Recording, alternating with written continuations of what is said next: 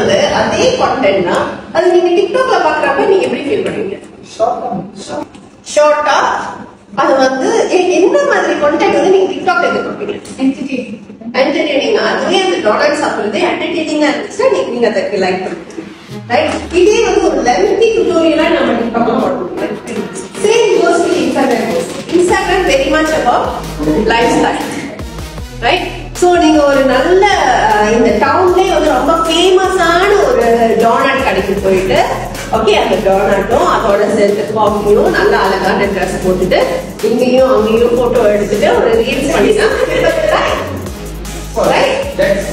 இது அப்ப you need to understand ஒவ்வொரு சோசியல் மீடியாலையும் என்ன மாதிரி கண்டென்ட் போட்டா அந்த ஆடியன்ஸ்க்கு உங்க மேல ஒரு ஈர்ப்பு ஏற்படும், கனெக்ஷன்ஸ் ஏற்படும். They will start like your style, right? Because social media is all about style, your style of content, right? The value of the content that you're giving. The moment you get the attention from your audience, then something started trusting your brand.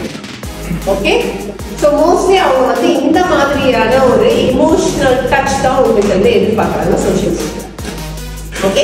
So அப்ப நமக்கு தெரியணும் ஒரே content அர்ச்சமாவ மாதிரி எல்லா இடத்துலயும் போட்டுட்டு நமக்கு வந்து எல்லாத்துலயும் நல்ல ரெஸ்பான்ஸ் கிடைக்கணும், நிறைய பேர் அதை வியூ பண்ணணும், நிறைய பேர் கமெண்ட் பண்ணணும்னு நினைச்சோம்னா அது நடக்காது. ஓகே? ஒவ்வொரு சோசியல் மீடியாவோட அல்காரிதம் நம்ம தெரிஞ்சுக்கணும். ஓகேவா?